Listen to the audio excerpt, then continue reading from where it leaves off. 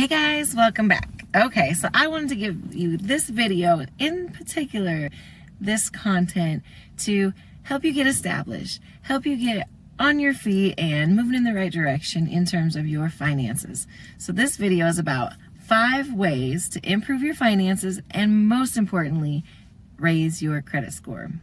Okay, so there's the 5 steps that I'm going to tell you about. Don't necessarily have to be done in this order, but the first one you have to do first, or it kind of is pointless to begin the other steps. So first step, very first step is you have to pull your credit. You have to know where you're starting before you can get to where you want to be, right? You have to know what your score is and what those derogatory marks are on your credit that are keeping your score low. So I would recommend going to freeannualcreditreport.com, and this is a great tool that you can use. You won't have to pay for services. Now, they only give you a report of your credit once per year. That's why it's free annual credit report. But if you want a free app that you can utilize and check your score as often or as many bureaus as you want. I think there's the 3 bureaus. I believe only 2 of them operate on this site, and it is, well, on this app, and it is Credit Karma. Credit Karma is an app you can download and monitor your credit for free. It gives you TransUnion and I believe Equifax are the 2 that it shows you your score for.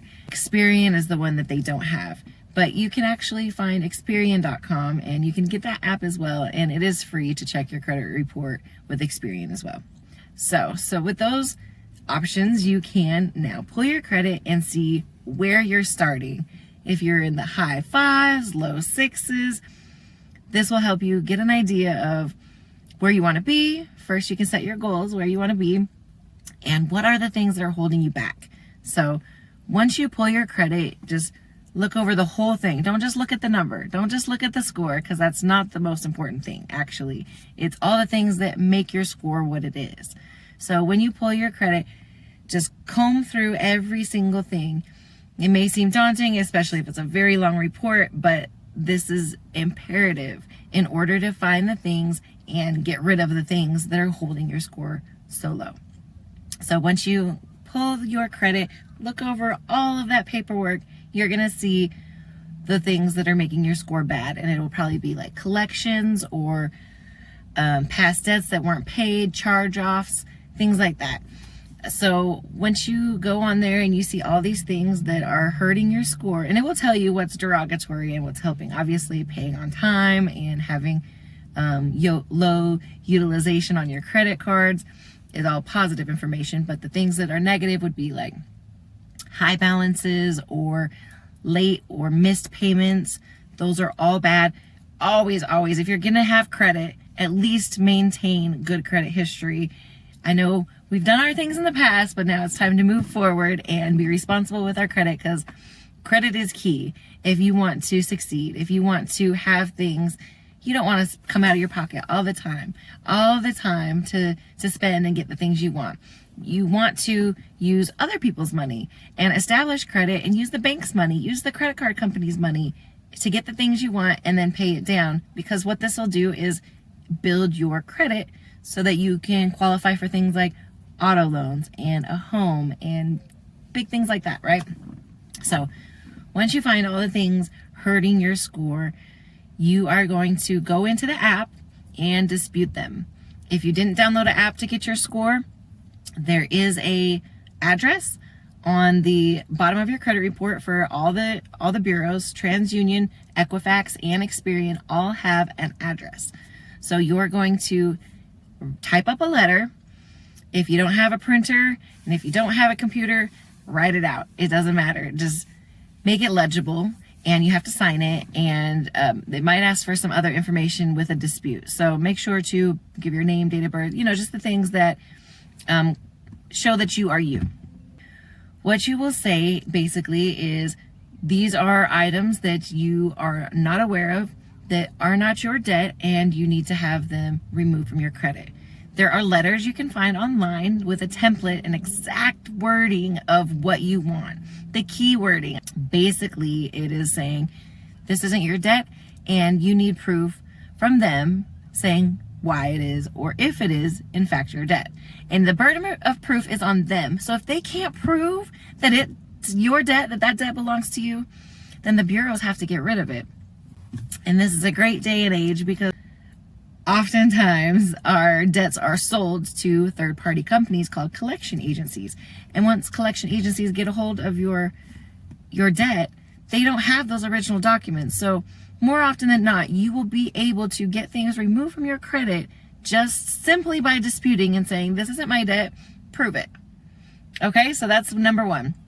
And don't just go and dispute one at a time, wait for one to fall off and then dispute another. That's just a waste of time. You want to get this done as quickly as possible. You don't want to be a year down the road just barely getting your credit in order. Credit Karma allows you to utilize their platform to make all these disputes to the bureaus. So that is one great thing about Credit Karma. So the next thing you want to do is pay down your balances. Now this is only for people that already have credit established, like if you have a credit card or auto loan. But with credit cards, mostly department store credit cards and just actual credit cards like Capital One, American Express, Discover, Visa, things like that. So these cards, if you already have credit, this applies to you. You want to just go and pay all of your credit cards down to 29% or lower. If you can help it, pay them all off. Doesn't mean don't use them. You can use them all month, and then before your pay date, pay it off completely. That way, when your pay date hits, within a few days, it'll report to the bureau that you are spending zero. And that looks great on your credit. Now you can go and rack it up, days after that and go swipe here, go swipe here. Just have the intention. Now, this is my only warning here. Have the intention of paying it all back down, or at least 29% utilization left. So that's how you're going to do that. You don't want to leave a balance. And if you do leave a balance, leave it under 30%. Okay. So that is, what is that, number 3? And if you don't have credit, then you'll just skip to this next step. If you have zero credit, meaning zero credit cards, zero auto loans, nothing in your name that you're making a payment on, for those of you that don't have credit established already, you will want to go and just go to your bank, who you bank with. And if you don't have a bank, walk into the bank that you feel is the best reviewed, that you've heard the best things about. Maybe ask family or friends who they bank with and who they like as far as a credit card or a bank. And go into that bank and sit down with a banker and tell them you want a secured credit card. A secured credit card, you want minimum of $300. They'll probably give you as much as you're able to put up. So what a secured card is you put up your own money. You put forward your own money. If you get one as low as $300, that's because you had $300 that you handed them, and then they open a secured credit card. You're saying, well, how is this credit if I'm using my own money? Well, this is what you have to do to establish credit. Once you establish credit, you don't have to use your own money anymore. But this is the quickest way to establish credit, because when this credit card company or this bank reports to the bureaus that you have a credit card, it's not necessarily going to say secured credit card. It just looks like a credit card across the bureaus. All the credit reporting agencies don't know that you're using a secured credit card. Only you and your bank do. So pay that off every month. Use it and then pay it off, or pay it down really low and keep it under 30%. And then that way, at the end of your term, it may be 6 months, it may be a year. I would recommend getting one as little as 3 to 6 months, just because we're trying to do this quickly. You can often renegotiate it or re-sign and extend your terms after that 3 to 6 months. But initially, just to get your credit on the map, you want to do a very short-term one. And use it responsibly, use it correctly, meaning use it and then pay it down. Don't carry that balance the whole time, because what will happen is at the end of that term, whether it's 3 or 6 months, at the end of that term, the bank won't give you your money back because you'll have used it already. So then when it reports to the bureaus, it's not going to report in your favor. So if you are going to take this option, you have to do it correctly, which means utilize it and then pay it down. and pay it off before the term ends. That way you can get your whole $300 back, or you can say, you know what, I'm going to add to this another $200, and now I'll do a $500 secured credit card. Once you've established credit, you're able to increase it. And don't think you have to be stuck at $300 secured credit card forever. No, once you pay things down and it gets reported to the Bureau, your score will raise, and then you'll be able to qualify for bigger and better things. So hopefully that was simpler than it sounded, not so lengthy, but that's as simple as it is. Get a secured credit card. So then next after that, so you've pulled your credit. You've disputed everything negative on your credit. You've paid down all of your current utilization on your credit, and or you've gotten a secured card, or if you have a little bit of credit and you can get something better than a secured card and you haven't applied for something in a while, go ahead and try and apply. Apply for something that you think you can get qualified for, those pre-qualified offers, things like that. Or if you already have a bank that you've been banking with, or a credit card that you've been banking with, a credit card that you've been utilizing, contact your credit card company and say, I've been with you guys for a while. I have a really good history. Is it possible I could get a credit increase? And a credit increase is going to look good for you because it's going to show that you have more available credit to use with your same income. So that is another way to use your credit, because if you get more available credit, but you're not utilizing all of it, then your score will rise because it'll look as though you're responsible with the money they're loaning you. So, and then last but not least, this is actually probably the most important one in terms of what it could do for your credit.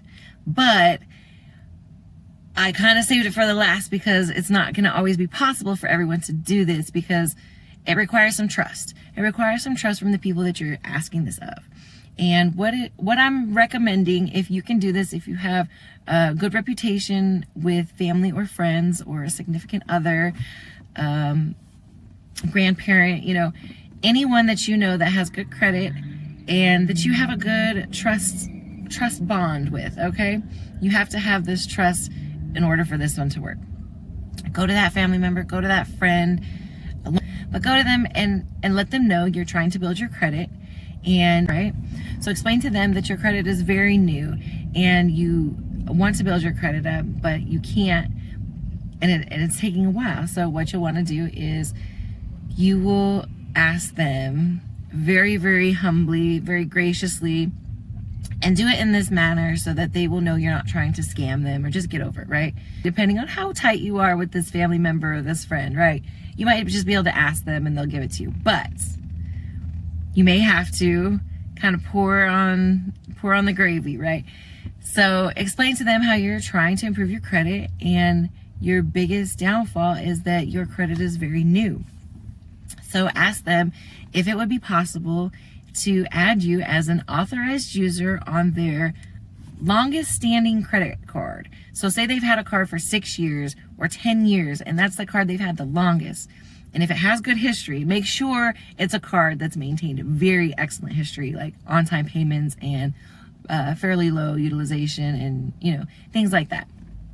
So ask them, say, is it possible you could add me as an authorized user on your credit card that you've had for the longest? Say, now, I don't want a copy of this card. Please do not send me one. I don't even want to know what credit card it's with. But I just want to ask that you do this for me so I can build my credit. If it's a parent, if it's a significant other, they will understand why you're coming to them, especially if it's your significant other, because it will help them in the long run, especially if you guys get married down the road, plan on buying things together, assets like a home or a vehicle. You will want your partner to also have a good credit score. So this is a very reasonable thing to go to your partner and ask. Your parents probably so as well, because they want to see you doing better. They want to see you not have to rely on them. So your parents are another good bet. So the importance of this is once you are an authorized user on someone else's card, that's going to instantly look like you've had that credit card for that same amount of time. If they've had this credit card for 10 years, they add you as an authorized user, it looks like you've had a credit card for 10 years and your credit score is going to go through the roof instantly. Like your credit score, as soon as it reports to the bureau on the next reporting date, you will definitely see an increase in your score, so long as it was a reputable relationship that they had with that credit card, like maintaining a good balance and no late payments and things like that. So these are my 5 suggestions of 5 ways to get your finances under control, but more importantly, raise your credit score so that you can qualify to have the kind of life and the luxuries that you want and you know you deserve.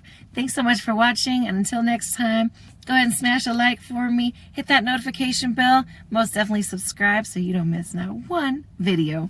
Thanks so much, guys.